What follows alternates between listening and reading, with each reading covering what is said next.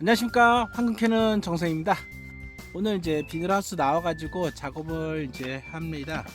어제 제가 여기다가 이제 경운기를 이용해가지고 로타리를 다 쳤습니다. 그리고 오늘 이제 두둑을 만들고 휴리기를 이용해가지고 두둑을 만들고 비늘을 피복을 하려고 이제 딱 계획을 했는데 어제 그 토양 검사 결과를 받았습니다. 이게 어제 이제 토양 검사 결과를 받았는데, 와, 결과 내용이 충격적입니다. 와, 아이 뭐 비닐하우스 옛날에 얘기는 들었어요. 비닐하우스 보통 비료 많이 친다. 이제 그런 얘기도 듣기도 하고 이제 그랬는데, 역시나 이제 토양 검사 결과를 받아 보니까 와, 충격적입니다. 유기물 뭐 인산, 칼륨, 칼슘, 마그네슘 뭐 이런 거는 적정 수치보다도 지금 보니까 한 3배에서 5배 그 정도는 보통 있고요. 전기 전도도가 정상 범위가 0에서 2까지거든요. 근데 여기는 전기 전도도가 9.1이 나옵니다. 와, 이거 보고 깜짝 놀랐습니다. 전기 전도도가 9.1이 나와요. 이거. 와. 전기 전도도가 9.1이란 얘기는 식물이 잘 자라지 않는 그런 땅입니다. 여기가 이제 이런 거를 이제 염류 집적이라 그러는데, 염류 집적이 되는 이제 염류 집적이 됐다라고 표현을 하는 게 9.0부터 염류 집적으로 표현을 합니다. 그래서 이제 정상 범위가 2까지거든요. 0에서 2까지인데 그 이상을 벗어나기 시작하면은 작물이 잘 자라지는 못합니다. 그래가지고 염류 집적이 되기 시작하면은 식물이 이제 대표적으로 잘 안 되는 게 이제 삼투압 현상이 안 돼요. 그래서 필요로 하는 영양분을 물과 함께 이제 흡수를 하거든요. 근데 그게 흡수가 안 되니까 식물들이 열매를 많이 달려 있는 상태에서 죽어 나갑니다. 그래서 뭐 오이 같은 경우는 덩쿨이 쪼개지는 현상이라든가 그리고 이제 양분을 흡수하지 못하니까 이게 짤록한 거 있죠. 고가 많이 나오고, 그 다음에 이제 호리병 그런 과의 모양이 많이 나옵니다. 그래서 상품성이 거의 없어집니다.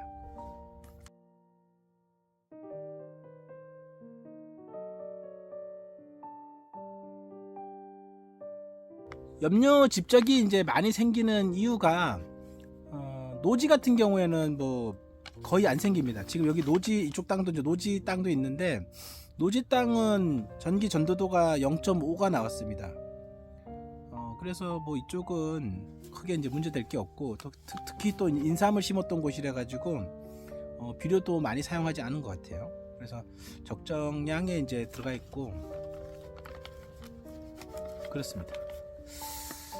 염류 집적이 됐다라고 이제 표현이 되면은, 이제 염류 집적이 되는 원인은 뭐냐면은 이 비료와 퇴비를 쓰면은 뭐 괜찮다고 얘기하는데, 그 퇴비도 염류 집적의 원인이 됩니다. 퇴비 많이 쓰면 염류 집적에 걸려요. 퇴비하고 비료하고 뭐 다 같은 성분입니다. 그렇기 때문에 퇴비를 만약에 뭐 한 2톤 썼다 그러면은 그걸 계산해 가지고 비료도 화학 비료도 적게 쓰고, NPK 그 다음에 뭐 미량 원소 비료 이런 것도 적게 쓰고 이제 이래야 됩니다. 이제 비닐하우스 같은 경우에는 이게 이제 염류 집적이 잘 걸리는 이유가 뭐냐면은, 한 년마다 계속 이제 뿌리고 토양 검사를 이제 안 받아봐요. 그러다 보니까 이제 관행적으로 계속 뿌리게 되는 거죠. 그리고 이제 여기는 뭐 이거 같은 경우에는 이제 오이를 많이 농사를 졌다고 해요. 하우스 같은 경우에는 이제 이게 염류 집적에 잘 걸리는 이유가, 그 비료나 퇴비를 뿌리게 되면은 그 뭐 질소 인산 가리 그 이온들이 땅으로 이제 가라는 게 아니고 위로 올라옵니다. 표토층으로. 왜냐하면은 이게 이제 해가 이렇게 비치잖아요. 그러면 이제 땅 속에 있는 수분이 이렇게 올라오면서 증발하면서 수분은 날아가고, 같이 물과 이제 올라왔던 양분은 이 표토층에 머물러요. 이 표토층에 비료 그 이온들이 남아 있어 가지고 염류 집적에 이제 걸립니다. 노지 같은 경우에는 이제 비료나 퇴비를 뿌리게 되면은 이제 그 이온들이 비료 이온들이 땅 속으로 이제 물과 함께 가라앉아서 흘러나가거나 이제 없어집니다. 그래서 노지에서 2.0을 이제 넘어가는 게 전기 전도도가 2.0을 넘어가는 게 극히 좀 드물어요. 제가 이제 농사를 좀 지어봐도 이제 드문데 2.0을 넘어가는 곳은 진짜 많이 이제 비료하고 퇴비를 많이 뿌린 곳입니다.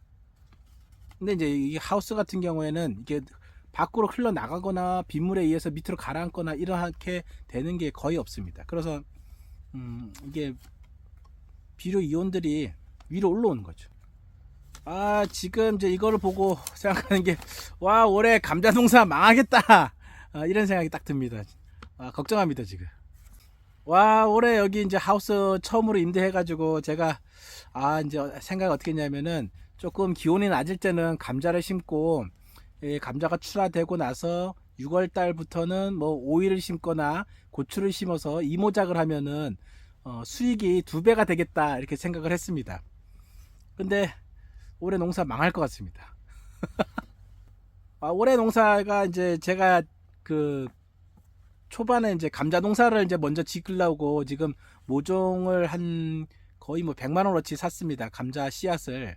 그리고 지금 다 잘라 놔가지고 준비도 다 하고, 이번 이제 2월 한 10일경이나 11일 뭐 한 그 사이에 이제 파종을 하려고 준비를 하고 있습니다.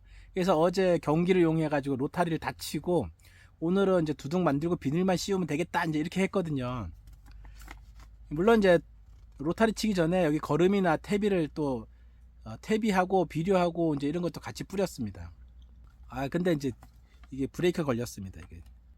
이게 토양 검사 결과를 이제 받아본 결과, 이게 감자 농사가 올해 망할 것 같아요. 안 지어봐도 벌써 이 토양 검사 결과가 나오면은 이걸로 봐서 농사가 잘 안 되겠다 이런 생각이 듭니다. 올해 농사 쉽지 않습니다. 이거 비닐하우스에서 하는 농사. 일단은 감자라는 작물은 이게 염류에 좀 약합니다. 염류에 약한 종류 작물이 어떤 게 있냐면은 뭐 딸기, 그리고 오이, 뭐 감자, 가지, 뭐 이런 것들은 염류에 좀 약해요. 그래서 정상 염류 전기 전도도 2.0을 넘어가면은 농사가 잘 안 됩니다. 그나마 이제 조금 나은 거 중간 정도에 있는 작물은 고추, 그런 것들은 이제 중간 정도의 염류에 좀 잘 버팁니다. 그러고 뭐 염류 농도가 가장 높은데도 잘 버티는 거는 몇 가지 없어요. 양배추 정도? 양배추 있고 그런 거는 이제 염류에도 잘 버티고 이러는데, 뭐 우리가 통상적으로 먹는 이제 그런 채소류, 뭐 과일류 이런 거는 버티는 게 별로 없습니다. 염류 집적이 된 토양을 이제 해결하는 방법은 가장 좋은 게 흙 자체를 교환하는 거죠. 이제 객토를 이제 하게 되면은 이 비용이 근데 이제 엄청나게 많이 듭니다. 그래서 이 객토를 한다는 거는 현실적으로 불가능하고, 그 다음에 차선책으로 가장 좋은 게 여기다가 이제 1년 동안 논으로 해가지고 이제 벼를 심는 겁니다. 그러면은 물을 가둬가지고 벼를 심으면은 염류 집적된 게 급격히 떨어집니다. 그래서 제가 이제 뭐 연구 자료를 보니까 그 다음에 농사 짓는데 모든 문제들이 거의 다 해결이 된다고 이제 나와 있고요. 그 다음 방법으로는 뭐 이제 또 할 수 있는 게, 급한 대로 할 수 있는 게 이제 보통 이제 이게 표토층에 한 노타리를 치면은 한 뼘 정도 이렇게 들어가거든요. 한 20cm 정도, 이렇게 15cm에서 20cm 노타리 치면 들어가요. 그렇기 때문에 그 표토층에 대부분 그 염류가 비료, 뭐 칼륨이나 인산 이런 이온들이 다 몰려 있습니다. 그러면은 더 깊이 파가지고 그 밑에 한 20cm 더 파가지고 그 밑에 있는 흙을 들어 올리는 거죠. 그래서 깊이 가리를 해주면은 그나마 이제 또 이 땅들의 이온들이 희석이 됩니다. 이렇게. 그리고 이제 두둑을 좀 더 높게 하고 이제 그런 방법이 있고요. 그리고 이제 유기물, 뭐 볏짚을 사용한다거나 뭐 이런 유기물을 쓰고, 또 요새는 미생물제 있어요. 미생물. 살아있는 그 미생물제 말고 또 미생물 그 부산물을 이용해 가지고 이 염류를 제거하는 또 방법이 있습니다. 미생물, 부산물을 쓰게 되면은 식물이 염류 집적에 의한 스트레스를 받는 거를 극복할 수가 있어요. 그래서 수확량이 한 20-30%더 증가한다. 이런 이제 연구 결과가 또 있더라고요. 이제 그 다음에 또 좋은 방법이 킬레이트 젤을 이용해 가지고 땅 속에 이제 고착된 비료 이온들을 흡수를 시키는 겁니다. 그래 가지고 그게 이제 불용화된 이온들이라고 해서 식물이 쓸 수가 없어요. 그거를 킬레이트 젤을 이용해 가지고 이제 관주를 해주게 되면은 그 킬레이트와 그 땅속에 불용화된 이온이 같이 이제 결합을 해가지고 식물이 이제 빨아들여서 사용할 수 있게 됩니다. 그거는 뭐 물론 이제 식물이 바로 쓸 수 있는 비료하고 퇴비하고 이런 거 같이 넣어주면서 킬레이트 젤을 같이 쓰는 겁니다. 그렇게 되면은 땅속에 있는 염류 집적도도 해소를 시킬 수가 있어요. 그거는 이제 저도 그게 좀 괜찮을 것 같은 방법이 들어요. 그래가지고 지금 다음에 이제 감자를 심기 전에 그렇게 해가지고 관주를 좀 해주고 이제 이렇게 해주려고 합니다. 그래서 일단은 물리적인 방법으로 가장 먼저 땅을 깊이 파가지고 땅 속에 있는 흙을 좀 들어 올리려고 합니다. 이거는 이제 구글기 날입니다. 어제 이 구글기 날을 좀 바꿔가지고 왔습니다. 지난해 이거 산 건데 이게 48mm 짜리 구글기 날이에요. 이게 땅 퍼내는 힘도 좋고 아주 깊이 가리하기엔 좋습니다. 작년에 저희가 요거 한 2,000평 요걸로 이제 땅을 파내고 이렇게 두둑 만들고 이랬거든요. 올해도 요걸로 지금 해서 지금 땅을 좀 깊숙이 더 파려고 합니다.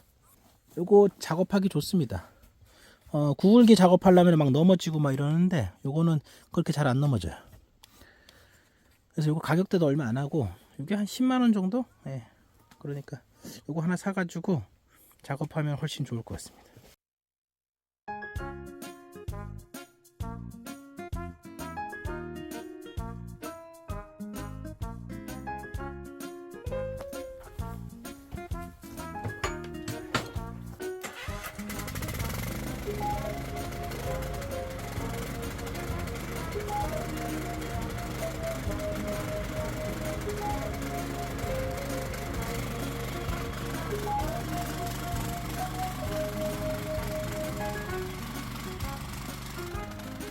아세아 갈릭이 48mm 구글기 가지고 지금 땅을 파면은 진짜 땅이 속 시원하게 팍팍 타져요.